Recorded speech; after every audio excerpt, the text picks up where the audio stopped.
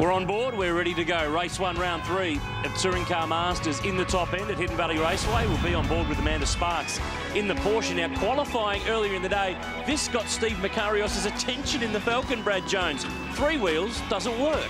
Absolutely, it doesn't work, and you could see how busy he was, and here comes a wheel. Had to go on safari to find it and bring it back. And but I don't know that I'd be going into the bushland around here. No, he was reunited. Steve Mason in the Mustang ended up off the road and in the tyre bundle as well. And this is big. Michael Armand, who won a couple of races at Barbagallo, had gearbox problems with the Porsche yesterday, had an engine drama in qualifying and ended up laying down a little bit of an oil slick. So we're hopeful that that car will line up because it has spiced things up. And I'm watching the cars going out of pit lane in front of us, and I haven't seen it go in its proper position. So honestly, I'd be very surprised to see him out there. It was leaking fluid out of the bottom of the engine, so that you know, obviously is oil, and smoke out the exhaust. So very, very disappointing because, as you said, he certainly lit the circuit up in Perth. And we should point out that, Brad, the Porsches have been given some bigger engines and some bigger freedoms to make them more outright contenders, and they definitely have been. But it's John Bowe there in the white Mustang that will start from pole with Greg Crick alongside. So that moves Jason Gomersall in that SLR 5000 Tirana effectively up into third. He'll start from position 4, but we'll be on board with Amanda Sparks. She's in an interesting fight. Her husband, Greg Keane, also races TCM in the Porsches, but it's good to have her back. And here at Hidden Valley, good to have this guy back, Brad Tilley. This big green Falcon is a brute. It's a brute, and he drives the thing sideways and flat out. It is very, very spectacular to watch. And he'll line up from position 6. It looks like he's got a cue ball on the end of the gear stick, doesn't he? It sort of really fits with the period. Now here's Jimmy Richards. I mentioned earlier, he's starting back in 13th. They didn't get the fuel mixture right in this Falcon, so watch for him to come charging through. Let's go through the grid again. It's Bowe and Crick on row 1. Armand won't be there in the Porsche from Gomersall. Andrew Medicki in 5th in the Camaro. It's a mix of cars. Usually it's all Mustangs or all Falcons, but we've got a really nice blend right throughout the field. And it's a bit of a surprise to see Gavin Bullis back that far. He's a past champion and a pretty handy peddler. So there's a couple of guys, he and Richo, a little bit back towards the back of the field, and I'm sure they're going to march forward as the lights turn green. This is the 3rd round of 2013 for TCM, and of course John Bowe is the series leader coming into this weekend. 8 points clear of Jimmy Richards, with Medicki just 10 off the lead. He sits in 3rd spot from Greg Crick. So it's a really good title fight. Remember that there's 2 classes. There's the outright cars that are 5.1 to 6 litres, so they're pretty much the cars at the front. And then there's the pro sportsman category that's up to 5 litres. So the smaller cars, the Porsches and the like, that run in that category. But great blend, great mix, and a real rewind back to how it used to be. There's the championship points as they sit coming into this weekend. 10 between the top 3. That's good stuff. And that's a good-looking car, that Mustang. Every time I see that thing, it reminds me of Moffat's Mustang from when I was a kid, and it's got that nasty look at the front, maybe not quite as much negative camber, but these guys take it very seriously. Don't just think because they're in cars that some people would classify pretty close to historic that they don't take it seriously. They race for keeps, these guys. Crack open the bonnet on some of these puppies and you'll see some serious metal. There's some money being spent to make some speed. You only have to look at back. That flex when he gets on the throttle. I hate to see it off the start line, but you only have to look at the times here. They've been coming here for the last 5 years, Brad. The first year they were here, pole was a 17.1. Now, pole's a 14.9. So even in the last few years, the development's ongoing. Absolutely. And if you look at V8 supercars, they're going in the opposite direction. So that even ramps up the progress they're making even more.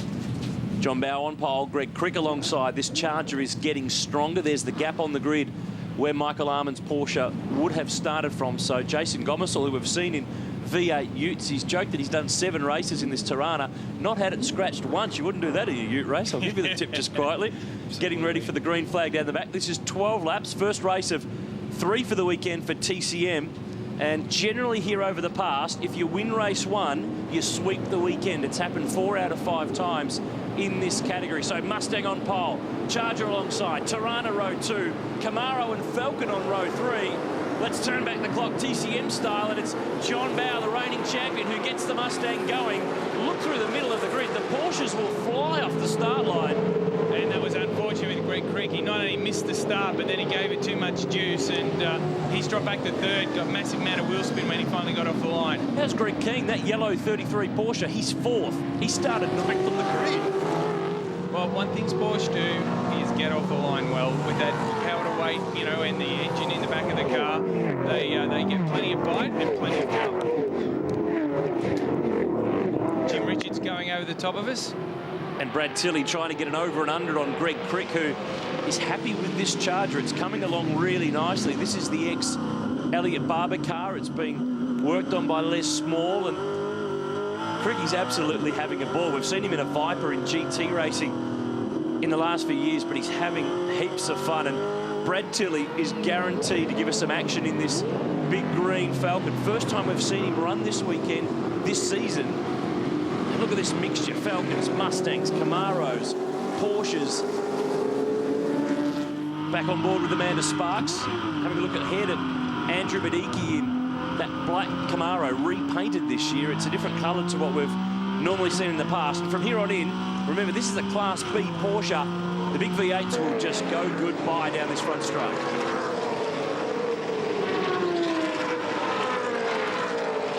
Steve Mason, car 3, the Mustang Fastback. He's the leader in Class B, the Pro Sportsman category. And this is a fight back in the pack. Back half of the top 10. Amanda Sparks off the road. And that undoes all of the work from the opening lap. And when you don't have a lot of horsepower, you make it all up under brakes and getting around the corners. And she's just braked that little bit too late. But Bullis is one of the big movers. He's up to 6th already in that two-door Falcon. Started from 12th on the grid. That's the XAGT that he's been running this year. We're more used to seeing him in a Boss Mustang, but he's driving that car. The Mustang project continues in the background. Let's have a look at the start with Brad Tilley. Go. Look at this thing. It'll eat this Tirana. See ya. There's a Charger. Yum, yum.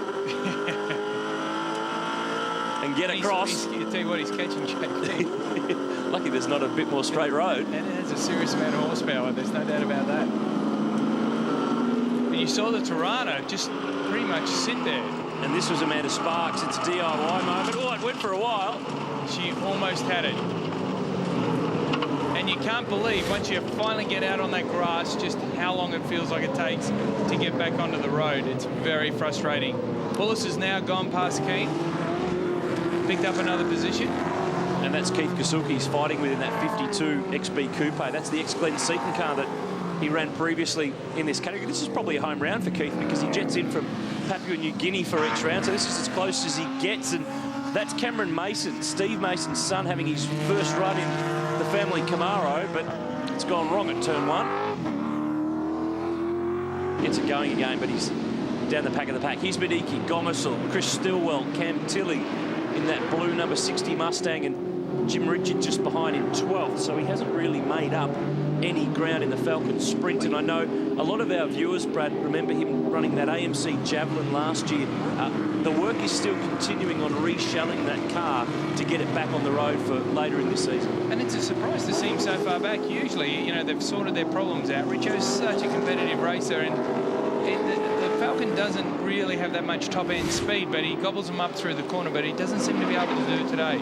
This was the Cam Mason moment. It's another on your own. At least that didn't completely rotate. Now it does. And now you understand why there's hardly any grass down the bottom end at turn 1. And have a look how deep Greg King can go in that Porsche. He slipped back to position 7, but it's John Bowe, the reigning TCM champ, the V8 Supercar Hall of Famer, who leads the way 2.8 seconds down the road.